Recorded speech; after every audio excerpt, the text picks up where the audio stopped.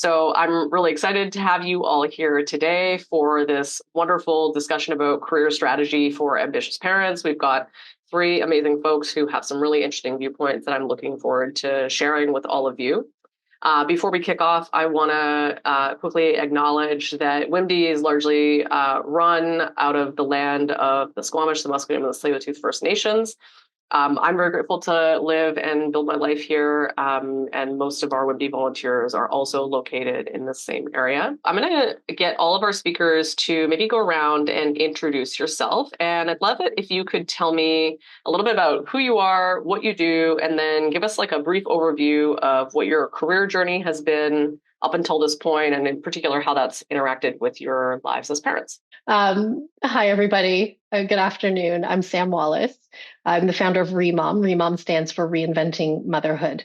What we mean by that is we're an organization that works directly with corporations to build systems to protect, support, and keep working mothers in the workforce. And we do that by supporting the maternity transition, both as women exit and return to the workforce after maternity leave. Part of those maternity management systems is offering coaching to working mothers. So they also have the opportunity to shape the systems in the home to support them and their careers as well. I'll talk a little bit more about that in a little bit. In terms of my personal life, I am a mom. I've got two kids, an 11-year-old daughter and a 4-year-old son, quite the age gap. My parenting journey was very different with each of those. And as a result of the learnings that it took between the 7 years of having those two children, REMOM came about because I realized a lot of the struggle around having my first daughter or my first child rather, was around the working parenthood narrative and how I wasn't quite fitting in that box. And I suspect many of you may feel that way as well, as it seems to be a very pervasive issue for working mothers today. I live in Toronto, or just outside of Toronto here in Canada. And my career prior to running REMOM was largely in the project management, transformation, and change management world. I did that very same line of work across multiple industries, spanning from financial services to tech and to pharmaceuticals, as well as a couple of other short stints in marketing and agency life. REMOM's been around for 3 years, and I've stepped full-time into the role just this year. And I'm dedicating myself fully to growing the business and making a larger impact for working mothers everywhere. And I'm excited to be here. Thanks for having me, WIMDI. Great to be here and welcome everybody to the conversation. So I'm a technology consulting leader at EY and a founder of Motherhood by Design. Essentially, that was really born through the experience and what I was experiencing as a mom coming back to work. I now have a 6-year-old daughter, and it took me a while to understand the complexities of coming back to work and how that shifts and changes, and why we're not the same coming back. So that's where I spend a lot of time now, really coaching individuals, speaking about it, writing about it. And just my whole goal and intention here is to spread that knowledge and some of the practical examples we're going to talk about today, and how to make some of this real for parents who have very less time in their days to actually spend time on education and getting ready for this role. Throughout my career, I've been within the technology space. I've seen ups and downs of how technology is evolving, and I'm just super excited in this age and era of AI to really bring that to parents and hopefully make their lives a little better too. So I'm really excited for this conversation and sharing what I do and some practical examples there. Hi, everyone. So wonderful to be here with you all. I am based in Missoula, Montana, and I am currently in an interesting career transition right now, actually. And this is new for you, Holly, as well. It's very recent. So I spent 15 years in tech with a quick stint in management consulting. And I was primarily on the customer-facing side, running customer success teams. And then I transitioned into HR leadership. And I was a former HR executive at my last startup. And it was really interesting. I had grown in my career path as an HR leader after having my first child. Actually, my career had accelerated after having my first child. I was promoted from director to VP to senior vice president. And then when I was pregnant with my second child, as the HR leader, I was tasked to run layoffs. And by the time I was 7 months pregnant, I was tasked to run my third layoff. And I really got to this point where I just had no tolerance. Like, I was just reflecting on my purpose for being in an HR role, which is to develop people and to, help them grow into their zone of genius and thrive at work. Yet I found myself in a role where I was running layoffs and cutting jobs. And it was this inflection point where I had to soul search and really think through, in this season of life, what do I want for myself and my family? And so I took maternity leave. And then when I came back, it was very clear to me that place wasn't my home anymore. I'd been at that startup for 6.5 years. So that's when I decided to start my own company and work for myself. That's where Chief Mama Officer was born out of. And it was expanding my coaching practice that I'd always had as a side hustle. And I coach founder and executive moms. And oftentimes the topics are around like integrating work and life. A lot of the times it's around some of the dynamics that they're facing with their founding teams and interpersonal dynamics in the workplace. And it's honestly been a humbling and challenging experience running my own business the past 1.5 years, especially having, my whole identity was in startups and corporate for 15 years. So I actually started working on something new just literally the past few weeks. And I am helping steward a micro school that is designed for the post-AI world. And so it's the intersection of AI for education, for early age education. And so I'm actually opening up a micro school campus here in my hometown in Missoula for kindergarten and first grade. And I'm also working with other founding families in different cities like San Francisco and Berkeley, possibly Bozeman, Montana, Portland, Oregon. So it's really exciting to see the intersection of my career sort of converge right now and have this opportunity to build a school for my son, who is 5 years old. And then my daughter is 2. But just that's where I'm at. And it's a really timely conversation. Thanks for having me, Holly. Friends, I'm gonna have us hop right into the details here. So something I hear a lot about in my own coaching practice and folks in the WIMDI community talk about is this idea that, when you're in that early stage of becoming a parent, maybe you've gone off on leave when a kid is born and then you're coming back to work. It's so often a topic of conversation around how to really show your workplace that you still have that same ambition that you had before, or at least still have any ambition, because sometimes the workplace will just assume like, oh, they don't want to do anything. They want to just be put out to pasture and, transition into the stay-at-home mom life and never take on any really exciting work. So I want to have a picture from y'all about what are the sort of actions or conversations that you can have as you're coming back off of a leave to set up the expectation that you still want to have an exciting career. What does that look like? And Jennie, since you just, told us all about you, maybe let's start with you. And then after that, Zeba, if we could hear from you. Yeah, I'll go back in time. It was 2021 and I had a pandemic baby and I had come back to work and I had luckily and gratefully, I had 16 weeks of maternity leave. And I actually went back to work early, like at 12 weeks or 13 weeks, because I was so excited to continue to contribute to the company. I think I had made a mistake and I attended the, company virtual retreat kickoff. And I was just like, actually, I have momentum now. I want to keep going. Luckily, I was able to take the rest of the leave by the time my son turned 1. So I took it in 2 different parts. But when I came back from leave, right, I was still so excited about the job, so excited about the company. And it turned out that my manager was exiting the company at the time that I was coming back in. And so we all reported to our chief people officer. And so a month went by and the team was a wreck. It was just disorganized. And I noticed that there was a huge opportunity for me to step up. Obviously, I was sleep deprived. It was like 4 months postpartum, just sort of operating from, I guess,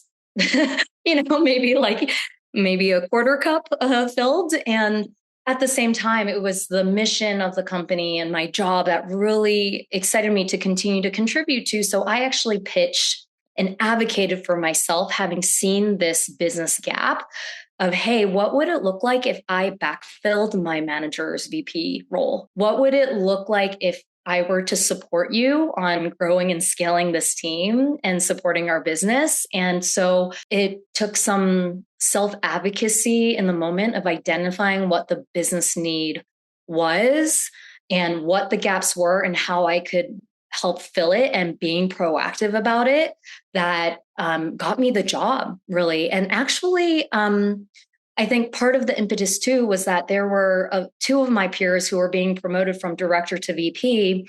And actually, what the job I was offered was a senior director role. And I had to advocate for myself. I had to say, hey, I have been demonstrating the competencies of a VP for the past 2 years that I've been at this company, yet I was in a director role and I have been operating above and beyond, right? And so it was probably one of the greatest opportunities for me to just make sure, one, I was speaking to the results that I've accomplished for the business, right? And it wasn't coming from a place of like overly confident, right? But it was just like, these are facts of what I've helped drive for the company. And here's a gap that needs resolution. Something I love about that, Jennie, is like so often when we think about these conversations, we sort of think about it as like going and asking permission or asking, where do you think I can fit, or something like that. And you did something here that I think is really amazing. And it works whether you're coming back from leave or whether you're just trying to move into a new role at any time in your career, which is to spot a gap that the business needs filled and then make a proposal for how you can do it, right? And really advocate for the value you can create in that role. And I think that's a really good way to think about it, coming back in to sort of put that strategic lens on and say, where can I provide a really good opportunity for this company? Not to do a favor for me, but to get an amazing result. That's right. Yeah, great. Zeba, what do you have to say? Yeah, no, I mean, that's a great story. And I just want to underline something before we move on, is that, the clarity in your ask is the critical thing here, right? Like, how clearly are you asking for what you want and what your ambition is? But my story was slightly different, and what I've seen a lot in consulting is it's a very high pressure job, right? So when I went out, I had this great reviews, great feedback. I'm doing really well. When I was coming back, my practice lead was super excited she's coming back. But I had a new manager, and the new manager I'd never worked with, and they just said, "Oh, I don't see that output, and I don't know what." And he actually said that, which is strange, but like, which I mean, I've heard so much about you, but I don't see it, right? And I was in the phase where I'm already sort of questioning the, whether I'll be able to do this, and sleep deprived and not having enough hours to even think about myself, right? And I'm like, maybe he's right. Yeah, I don't think I'm ready for this. I don't think I can do this. And so I went through a phase. Also, I had a pandemic mom. I feel like there should be a cohort of pandemic moms. My daughter was born in May 2020, just at the beginning of everything. So I went through this whole cycle of getting help and understanding and going through therapy as to what is wrong with me, what just happened to me.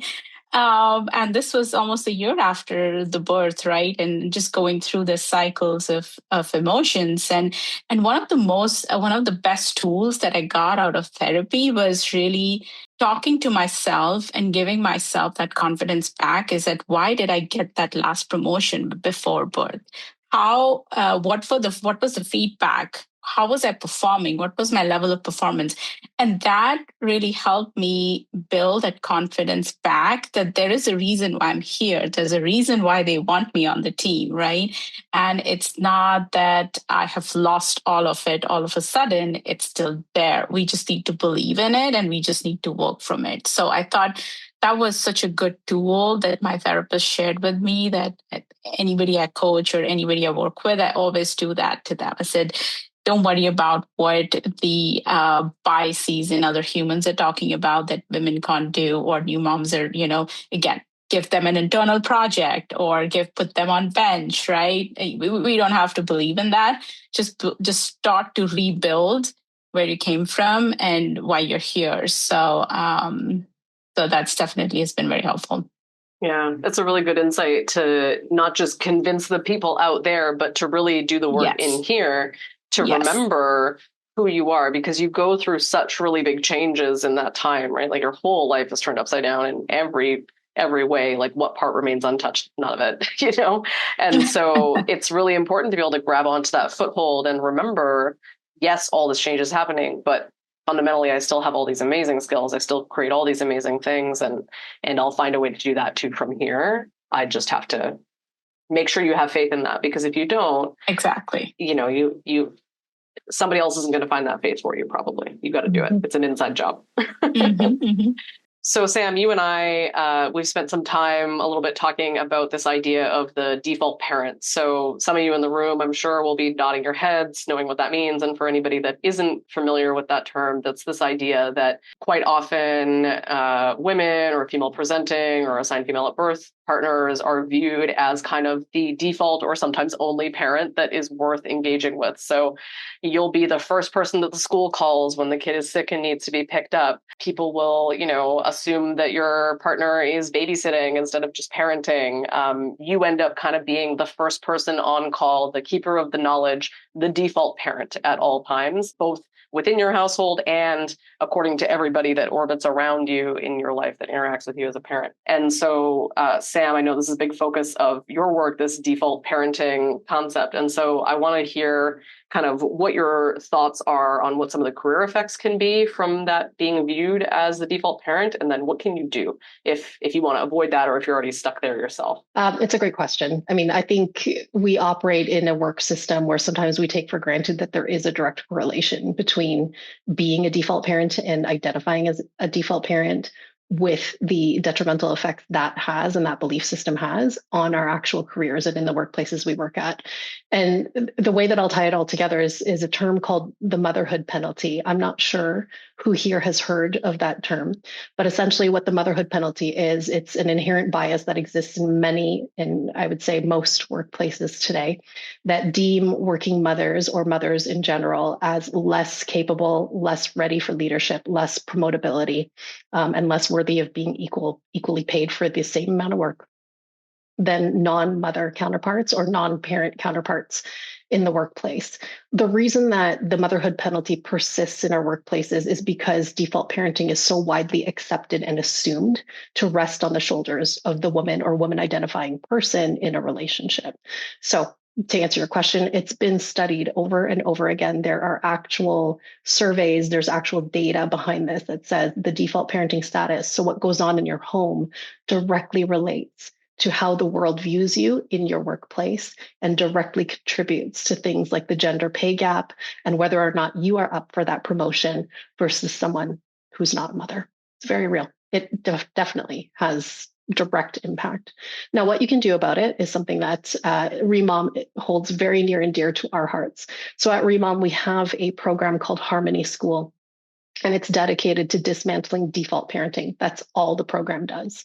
We work directly with couples to equitize the home, meaning you take all the duties that require the default parents' time and attention. So things like project management of the home, all things around the kids, and you split that equally amongst the partners in the home and any other contributing adults. So whether there's in-laws, if you have a nanny, whoever contributes to the household management and the childcare management, we then build an equitable split of duties so that it frees up time and energetic capacity for the mother so she can apply herself in an equitable fashion in the workplace. So until we can tackle default parenting in the home, we are always going to have that motherhood penalty persist because the bias of default parenting is what carries and supports the motherhood penalty. So there's absolutely something you can do about it, whether it's through Harmony School or not, even just shifting the mindset of your role as a working mother, what you do in the home, and just being cognizant that what you do in the home and how you operate in the home has a direct impact to how you show up in the workplace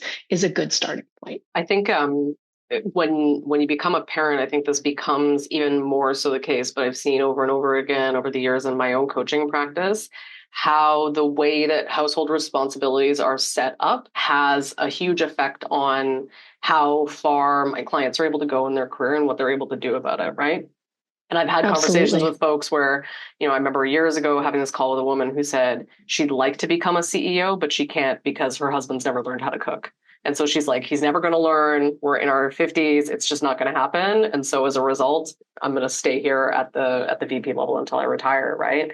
And that's one discussion, but one of many, that I've had over the years. And so it's really, really important to have those conversations at home. I mean, hell, not that she's the, feminist ideal or anything, but Sheryl Sandberg even talked a long time ago in Lean In about, and later on in her book, which I can't remember what the second one was called, about how much of an effect it had on her that she had a supportive partner at home that effectively was a stay-at-home, not parent, but spouse, right? Yes, yeah. And it's really important to set yourself up for success there. At the end of the day, if we want to challenge how the world perceives us and our capability, we must also challenge the systems in our home that perpetuate those biases.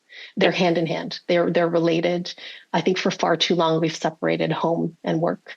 And what I see my duty and all of our duties to do is to show just how integrated they are and challenging them from as many fronts as we possibly can. Okay, well, on a similar note, and talking a little more about the workplace, I want to talk a little bit about the sort of combination of delegation, saying no, setting boundaries, being able to negotiate flexibility.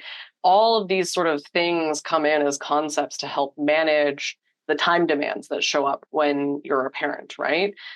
Because you have pickup you've got to manage, and you have, a little kid that needs your attention maybe in the middle of the day if you're working from home, as so many of us did in the pandemic. Hopefully that's not the case for all of us now, but it definitely is on days when kids are homesick, isn't it, right? So I would really love to hear, Zeba, from you first, and then Jennie, about what do you think the do's and don'ts are for delegating, setting boundaries, saying no, and negotiating flexibility in the workplace that set you up for success or maybe put you into a more tricky situation? So I'll start with the do's, right? So I think one thing I have learned over the years is delegation, especially. You have to be a delegation master when you want to manage time. There is going to be limited time. Nobody can change that.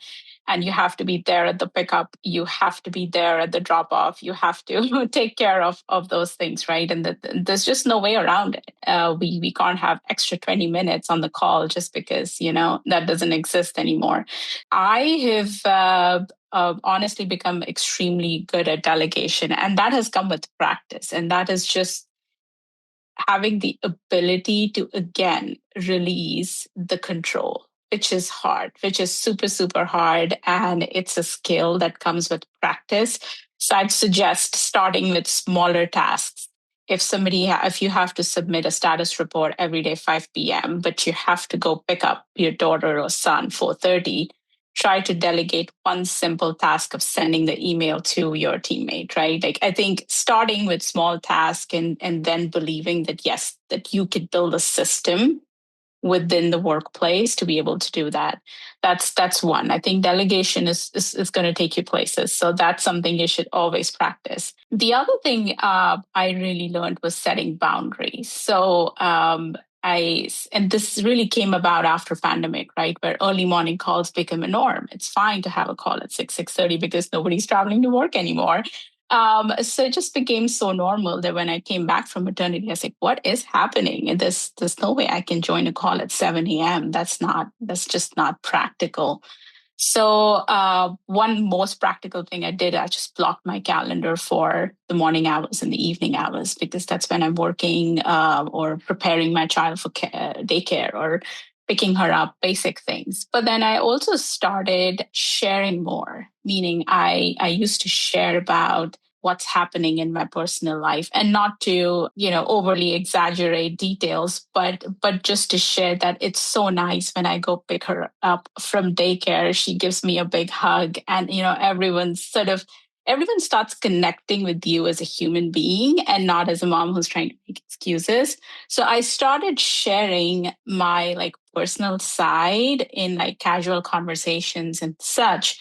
So then whenever I had to step away, it wasn't, I didn't have to make any excuses. I just said, I need to go pick her up. And everybody just knew that, oh, she goes to daycare. This is happening. This is pickup time. It just became very normal and sort of part of the routine, which was fine. And even till date, I do not take calls after 5 p.m. We're not saving lives in any capacity, so it doesn't matter. Yeah, if there's any doctors in the room, it might be different, but it might be different. But I'm like, sure, this presentation can wait. So I think that has been a very good tool, and everyone's, I share pictures of her, like all of that, right? But then it just makes you a person, very real, with like real life, and I think that helps with whenever you want to take off or with whenever you want to get off early. I love both of the things that you said there, because when you're sharing a little bit about, like the big hug you get when you do the pickup and stuff like that, like a little slice of cake. It's not just like, oh, there's this constraint on the schedule. At least for me, when I hear about the big hug, I like imagine it. I feel a little bit of that joy myself. And now when you're like, I gotta go, I'm like, oh yeah, get the hug. It feels good. Like you sort of get people a bit invested. I think that's really, really smart. And the delegation thing, I think it's one of these amazing opportunities that comes with parenting, because you're really forced to work on that. You just don't have a choice, like you said, right? And I see so many leaders, even in the C-suite, who are not masters of this at all, who are still working on this. And as a result, they're jumping in and they're playing superhero and they're doing too much for their teams. They're flying all over the country. They have no life. And because they've never had that hard constraint, or they've never placed it themselves to force them to really prune and go, this gets delegated. I'm going to, be happy with this result, or I'm going to train this person better so I can get the result I want. Their life becomes a mess. And so I think there's this actually amazing opportunity to leverage in parenting in getting really good at that. And it's, I think, one of the coolest ways to build your skills to make you more senior through this kind of thing, which love it. Thank 100%. you. I think being a parent makes you a better leader. I think there's so many things you learn. Explaining things simply to a toddler, you learn how to talk to CEOs better, for sure. There's like little things you learn along the way that definitely makes you a better leader, for sure. Yeah, very cool. All right, Jennie, let's hear your thoughts on this. Yeah, I loved how you equated delegating as pruning, Holly. I've never had that metaphor before, and I just see it. You're literally pruning plants. Yes. Less is more.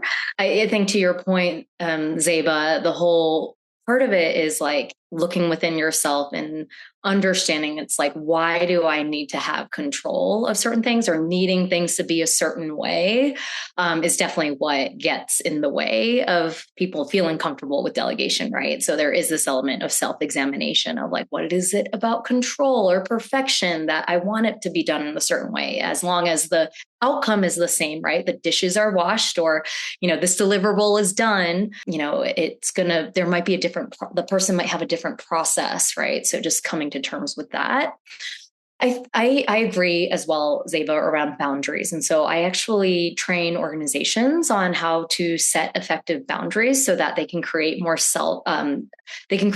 time and capacity for themselves and taking care of themselves. And the thing that gets in the way of setting boundaries is fear and guilt.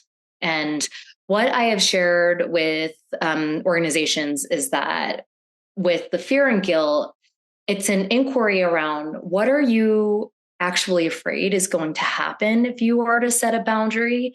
And is that fear that you experience or that guilt you experience based on evidence, or is it a story that you're telling yourself?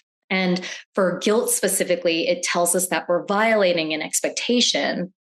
But the question here is whose expectation?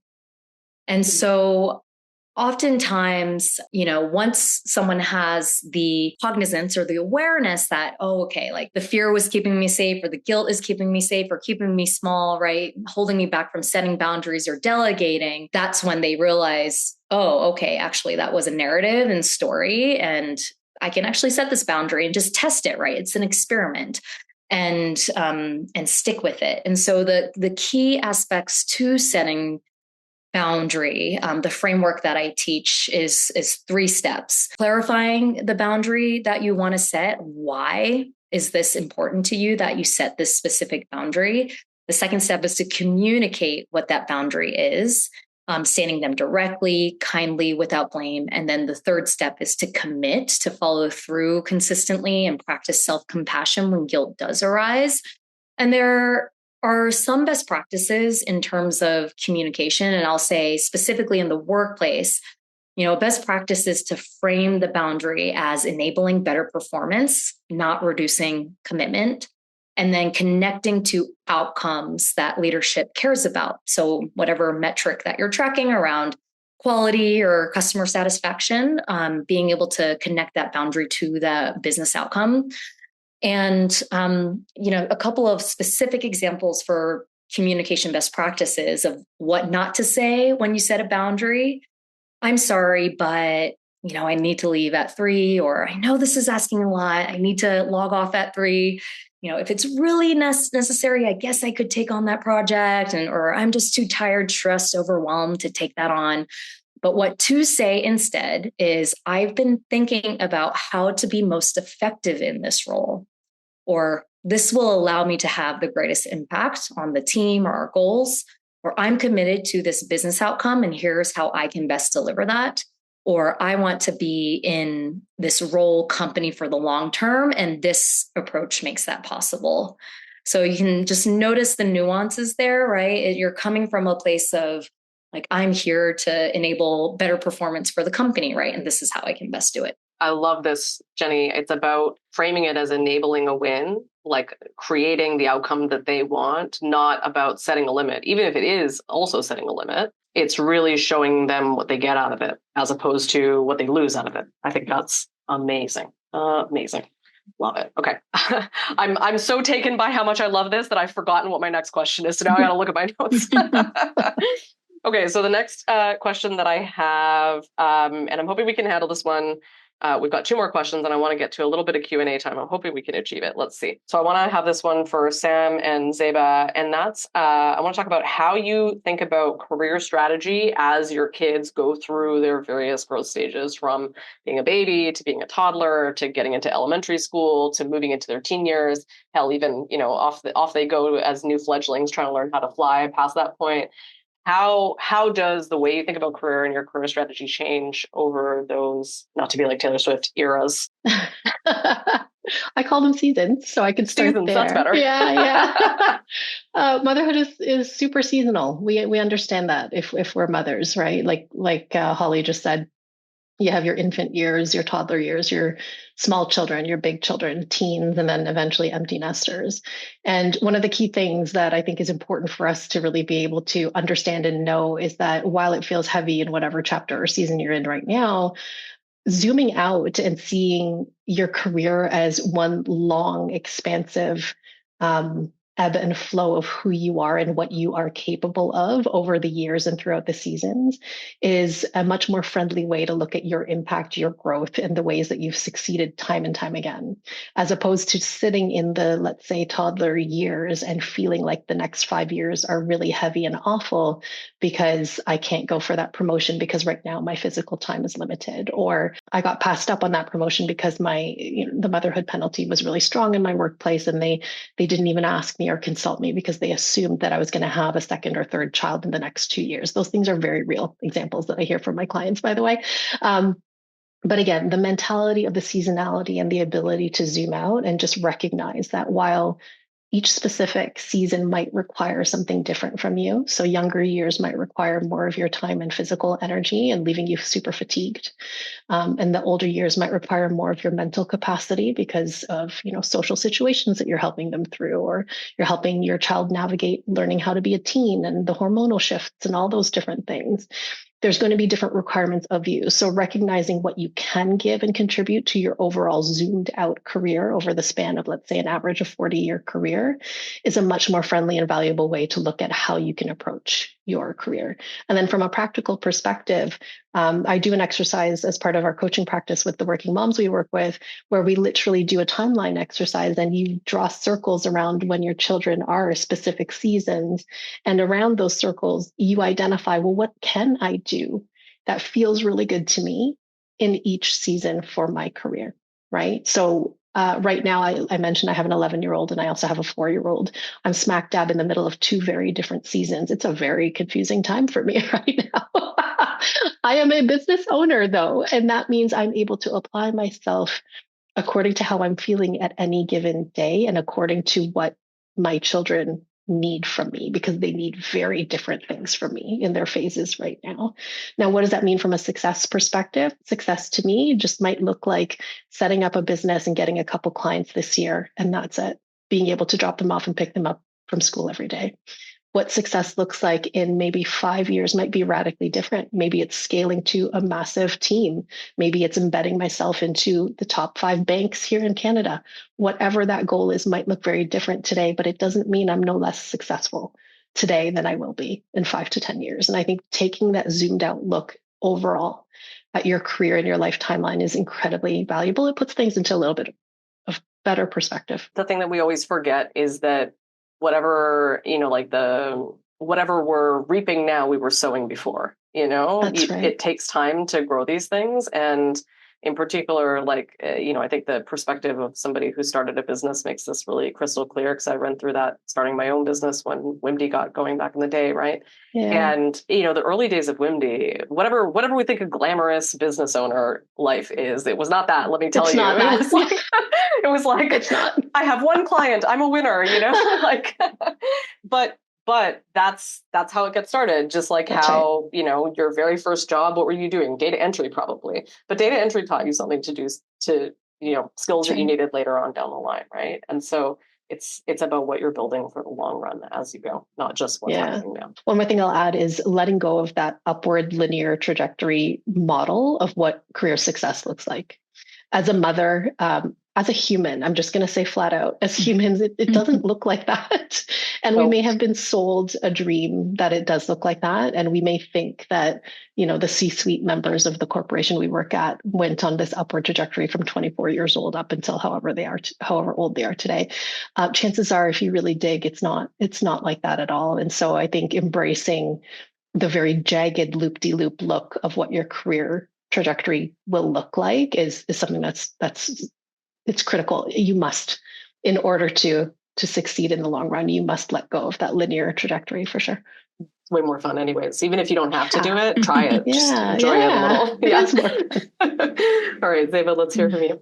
Yeah, no, I think I definitely agree with looking at the bigger picture, right? And I think what typically happens in reality is, I think when you're, as I was sharing my example, nobody's really prepared you that this is what's going to happen, right? When you're getting, especially the first time around, you have your child and you just say, okay, I'll take the 4 months off and I come back, and then like, boop, boop, nothing has changed or shifted, right?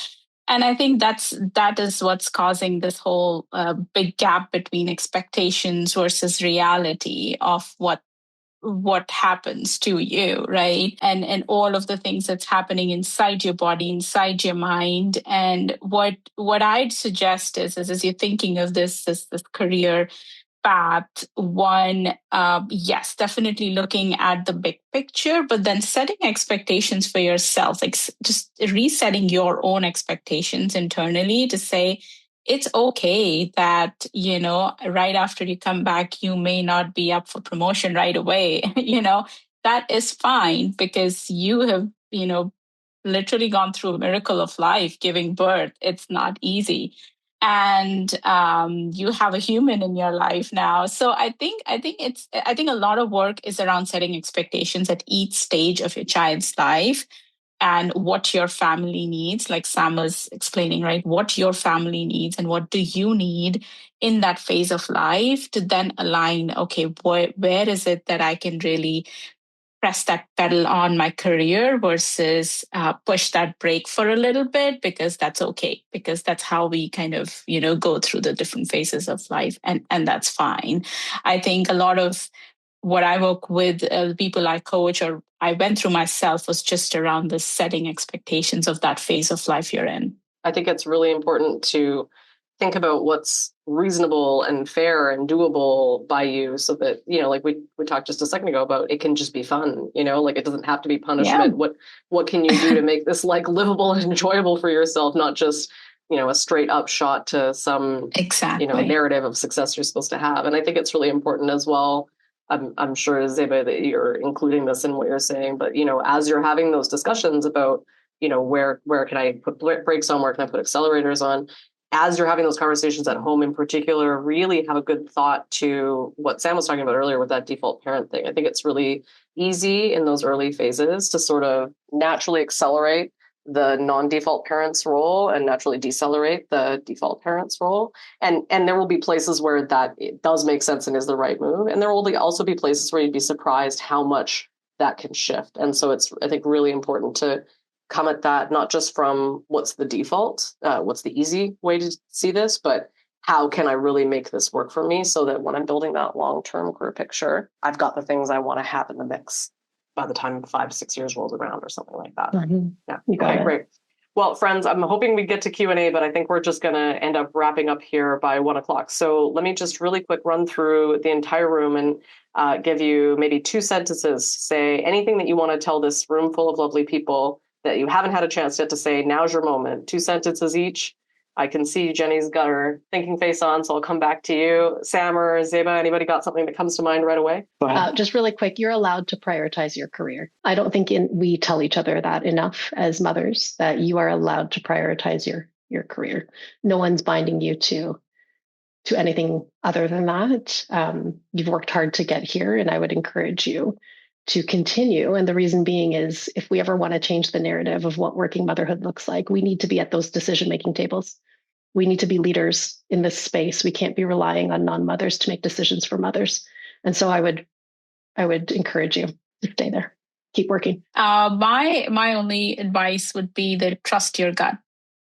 You have had a successful career so far. You're ambitious. You want to build something.